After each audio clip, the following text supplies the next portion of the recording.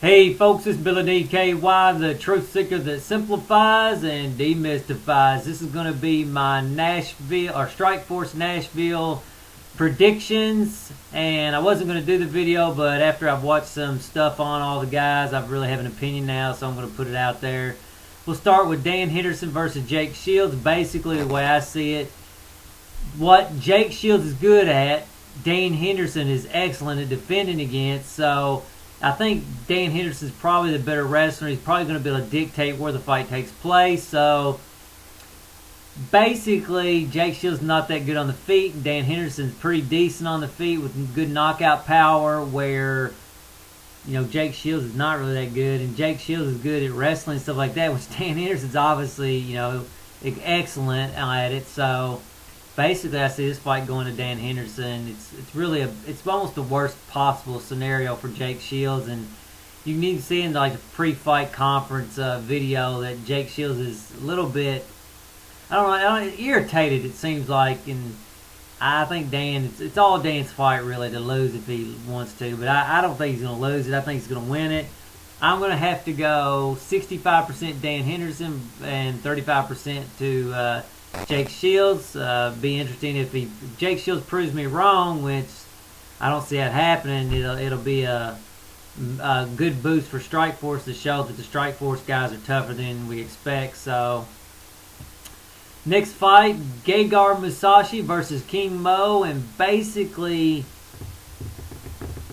I'm really a fan of Gegard Musashi, and I'm sort of a fan of Chemo too. So, but I just think Gegard Musashi has just as much spirit, or close to as much spirit as Chemo, but he's also got better skills and he's got more conscious control of that spirit.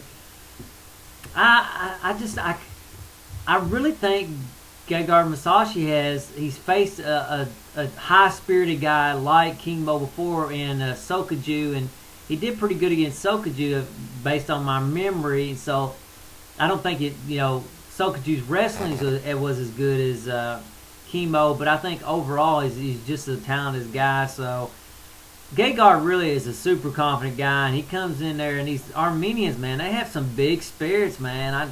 I don't know, man, they're tough guys. So I really see Gegard taking this. It's going to be a tough battle. I think all the three main fights are going to be amazing fights. So I'm going to have to give it to Gegard Musashi, but I do think it's a close battle. I'm going to go 55% Gegard Musashi versus 45% King Mo. And next fight, Shinya Aoki versus Gilbert Melendez. I'm going to have to go a little racist on this, even though I'm not being a hater on the Japanese. It's just the Japanese have come up short every single time I see them in a UFC fight, or not a UFC, but an MMA fight. And it really, and I've been wanting to see a Japanese guy do really good in MMA, because when I was a kid, we watched all the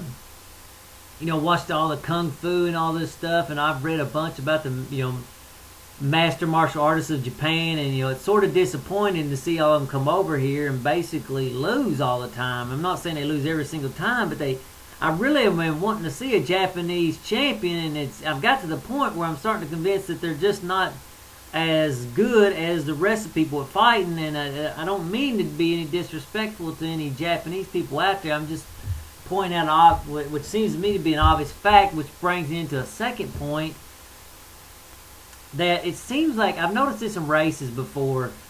Whatever you think your race is good at, they're typically not good at it, and they're typically good at something you don't even expect. And I think that's sort of the same with people. And I like to use the Native Americans as an example. I've got a little bit in me. Basically, the Native Americans consider themselves warriors, but they're really not that good at warrior. They're really good at wisdom and stuff like that. I consider them one of the best, if not the Chinese, maybe the best too. So it's a real competition between those two. So, and you also see it with White Man. White Man thinks he's a great people, but really, White Man is really good at war, is what he's really good at. And he don't even really consider it a skill. He just is good at it. So, and you see it with all races. If you really look at them, you'll find what they think they're good at, they're not good at, and what they don't even know they're good at, they're exceptionally good at. So You see that too, I think, in athletes too, but I'm not 100% sure on that. Anyway, on to the fight. Basically, I had to go for Gilbert for one simple reason. I just hadn't seen the Japanese really step up and have an amazing performance. Not to say that they haven't had some good performances, but they always seem to come up a little bit short.